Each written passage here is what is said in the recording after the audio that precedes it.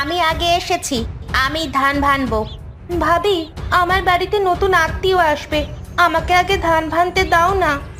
মঞ্জিলা ভাবি, সবার বাড়িতেই কাজ আছে, বুঝতে পেরেছো? যে আগে এসেছে সেই আগে ধান ভানবে। এই তোরা এমন ঝগড়া করছিস কেন রে? সবাই মিলেমিশে কাজ কর না। আমার নাতনি এসে যদি দেখে তোরা ঢেকি নিয়ে ঝগড়াঝাটি করছিস, তাহলে তোদের আর আজ ধান ভানতে দিবে না। মা ঠিক বলেছে মনিকা ভাবি। তাছাড়া মেয়েটা ঢেকিটাকে যে কত ভালোবাসে সেটা তো তোমরা জানো।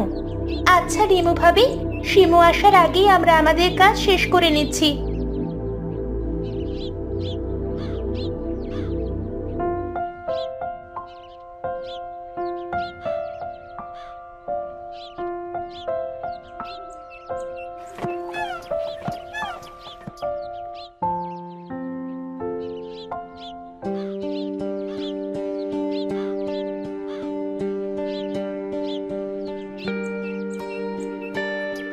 রিমু ভাবি, আমরা চলে যাচ্ছি, আমাদের কাজ শেষ। শিমু বাড়ি আসার আগে সবার ধান ভানা হয়ে গিয়েছে। ঠিক আছে ভাবি, তাহলে তোমরা যাও। তোমরা তো জানো মেয়েটা আমার এমন, কি করব বলো।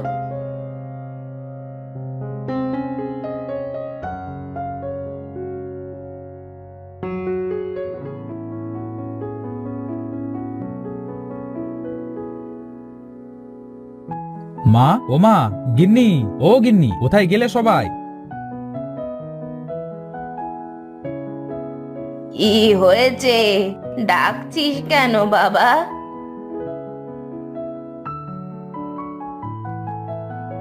ওগো, তুমি এইভাবে ডাকছো কেন? আরে মেয়েটা বলেছিল মুরগির মাংস খাবে, তাই আজ কিনে আনলাম। তা মেয়েটাকে তো দেখছি না। মেয়েটা কি কোনো সময় বাড়িতে থাকে? গেছে কোথাও খেলতে হয়তো। গিন্নি, মাংসটা আজ ভালোভাবে কষিয়ে রান্না করো তো, আমি মাঠে যাচ্ছি। আচ্ছা, তুমি মাঠে যাও, আমি মাংসটা রান্না করে রাখছি।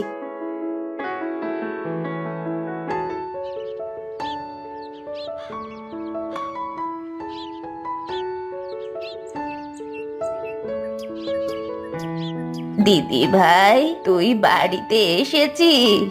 দেখ, তোর বাবা তোর জন্য কত বড় মুরগি এনেছে। আমার কিচ্ছু চাই না দাদিমা, আমি এসব কিছুই খাবো না। কেন দিদি ভাই, খাবি না কেন? আজকে আবার আমার ঢেকিতে করে ধান ভেড়েছে।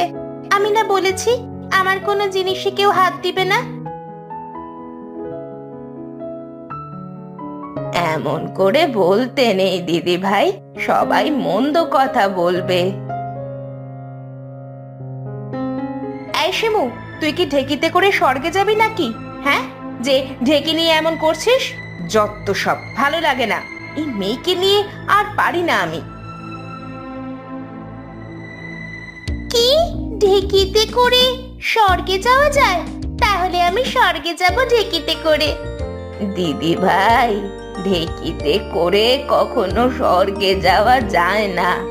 মা তো রাগ করে বলেছে, স্বর্গে যেতে হলে আল্লাহর দরবারে ভালো কাজ করতে হয়, সবার সাথে ভালো ব্যবহার করতে হয়। আমি এত কিছু বুঝি না, আমি স্বর্গে যাব বলেছি, যাবই। কি হয়েছে মা? আপনি শিমুকে এখনো কি বোঝাচ্ছেন? আর বলো না বৌমা, তুমি বলে যাবার পর থেকে দিদিভাই জেদ ধরেছে, ঢেকিতে করে সে নাকি এখন স্বর্গে যাবে, তাহলে কেউ তার ঢেকিতে আর হাত দিবে না। তাই ওকে বোঝাচ্ছি যে এমন করতে নেই। এমন করতে নেই মা, বেঁচে থাকতে তো স্বর্গে যাওয়া যায় না, মরার পরে স্বর্গে যেতে হয়। জিদ করিস না শিমু।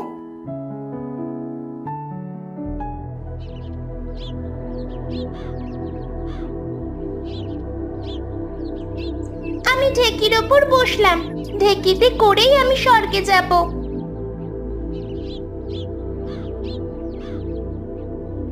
হ্যাঁ, আমাকে কিছু সাহায্য দাও মা। আপনি এখানে বসেন, আমি সাহায্য আনছি।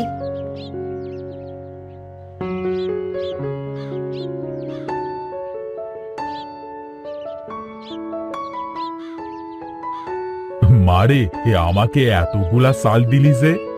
চাচা, আপনাকে দেখে তো মনে হচ্ছে আপনার শরীরটা বেশি ভালো নয়, তাই বেশি করে চাউল দিলাম। এগুলো বিক্রি করে ওষুধ কিনে খাবেন আপনি। মা, ওটা কি তোমার মেয়ে? ও কি বলছে?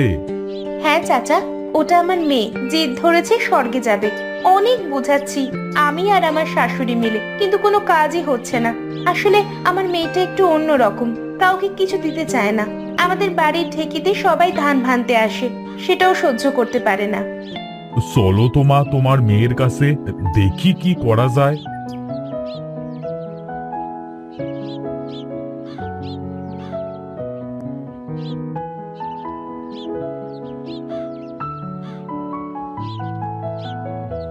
কি হয়েছে দিদি ভাই?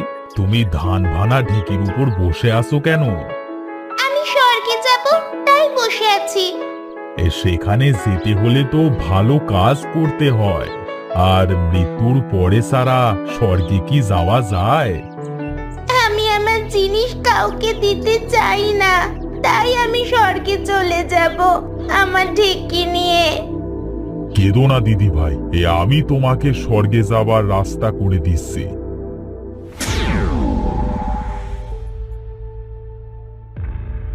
কে আপনি? আপনি সাধু বাবায় পরিণত হলেন কিভাবে? কে আপনি? ভূত? আমি ভূত নয়, আমাকে দেখে ভয় পাস না তোরা। আমি এক সাধু, শিমু দিদি ভাই। তুমি স্বর্গে যেতে চাও, তাই না? হ্যাঁ সাধু বাবা। তাহলে তুমি ঢেকির উপরই বসে থাকো। এই ধান ভানা ঢেকি হবে তোমার স্বর্গে যাবার ঢেকি। আমি তোমাকে একটা ফল দিব, সেটা তুমি খাবে। সাধু বাবা, এই ফল খেলে কিছু হবে না তো? তুই চিন্তা করিস না, তোর মেয়ের কিছুই হবে না। তোর মেয়ের খুব ইচ্ছা, সেটা পূরণ করে আসুক।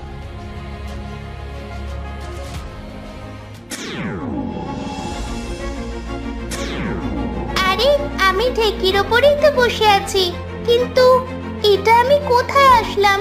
চারিদিকটা কত সুন্দর! এটাই তাহলে স্বর্গ? মা যে বলল স্বর্গে যেতে হলে মরে যেতে হয়। আমি তোমাকে স্বর্গে এনে দিয়েছি, তুমি এবার আমার উপর থেকে নামো। তুমি কথা বলছো কি করে? ঢেকি কি কথা বলতে পারে? এখানে সব কিছুই কথা বলতে পারে। এখানে তুমি অদ্ভুত অদ্ভুত জিনিস দেখবে। তোমাকে আমার স্বর্গে এনে দেওয়ার কথা ছিল, আমি এনে দিয়েছি। এখন তুমি দেখো ভিতরে ঢুকতে পারো কিনা। আচ্ছা, তুমি থাকো, আমি গেলাম।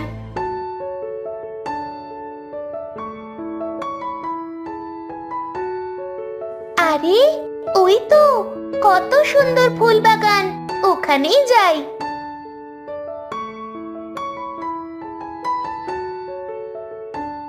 কে তুমি? কেন এসেছো এখানে? ফুল বাগানের ভিতরে তুমি ঢুকতে পারবে না। এই ফুল বাগানের ভিতরে ঢুকতে হলে দুনিয়াতে ভালো কাজ করতে হবে। ভালো কাজ করে যদি তুমি মৃত্যুবরণ করো, তাহলে এই ফুল বাগানে তুমি ঢুকতে পারবে, তাছাড়া নয়। তাহলে আমি এই ফুল বাগানের ভিতরে ঢুকতে পারবো না?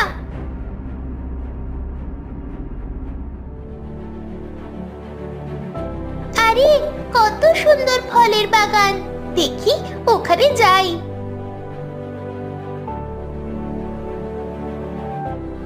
ফল বাগানের ভিতরে তুমি ঢুকতে পারবে না। এই ফল বাগানের ভিতরে ঢুকতে হলে দুনিয়াতে ভালো ভালো কাজ করতে হবে। ভালো কাজ করার পরে যদি তুমি মৃত্যুবরণ করো, তাহলে এই ফল বাগানে তুমি ঢুকতে পারবে আর ফল খেতে পারবে, তাছাড়া নয়।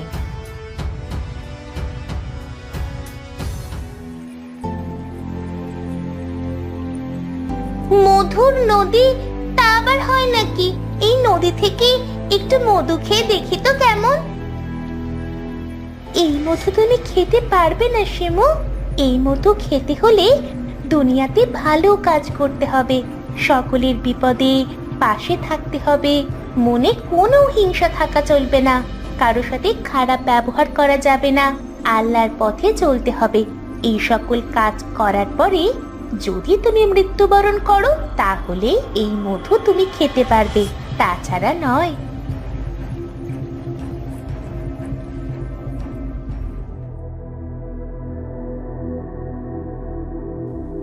খুব পানি তৃষ্ণা পেয়েছে, আর যে হাঁটতে পারছি না। এই গাছের নিচে একটু বসে নি।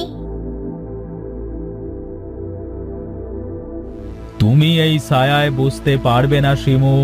এই ছায়ায় বসতে হলে দুনিয়াতে ভালো কাজ করতে হবে, সকলের বিপদে পাশে থাকতে হবে, মনে কোনো হিংসা থাকা যাবে না, কারোর সাথে খারাপ ব্যবহার করা যাবে না, আল্লাহর পথে চলতে হবে। এই সকল কাজ করবার পরে যদি তুমি মৃত্যুবরণ করো, তাহলেই আমার ছায়ার সুখ কেমন সেটা জানতে পারবে, তাছাড়া নয়। আমি এখানে আর থাকবো না। আমি বাড়ি যেতে চাই, কিন্তু আমি বাড়িতে যাব কিভাবে? স্বর্গ সত্যি অনেক সুন্দর, কিন্তু এটা আমার জন্য নয়। কেন, তুমি স্বর্গে থাকতে চাও না? না, আমি এখানে আর থাকতে চাই না। আমি মায়ের কাছে যেতে চাই। আমার খুব পানি তৃষ্ণা পেয়েছে। এই নাও পানি। তুমি কি এখন স্বর্গে থাকবে না বাড়িতে যাবে? আমি এখানে থাকবো না, আমি বাড়িতে যাব। এই নাও তোমার ধান ভানা ঢেঁকি। এই ঢেঁকিতে করে যেমন স্বর্গে এসেছিলে তেমন বাড়িতেও চলে যাও। আর এখন থেকে কখনো হিংসামো করবে না, বড়দের সম্মান দিবে, কারোর সাথে খারাপ ব্যবহার করবে না। ঠিক আছে, আমি এখন থেকে সম্পূর্ণ ভালো হয়ে যাব, কারোর সাথে খারাপ ব্যবহার করব না।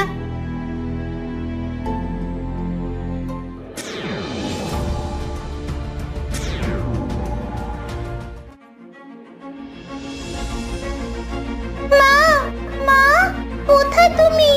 আমি এসেছি। কি হয়েছে মা? এভাবে চিৎকার করছিস কেন? মা, আমি ভয়ানক স্বপ্ন দেখেছি। কি স্বপ্ন দেখেছিস মা? মা, আমার ভুল হয়ে গিয়েছে। আমি আর কখনো কারোর সাথে খারাপ ব্যবহার করব না, কাউকে কষ্ট দিব না, প্রতিদিন নামাজ পড়ব,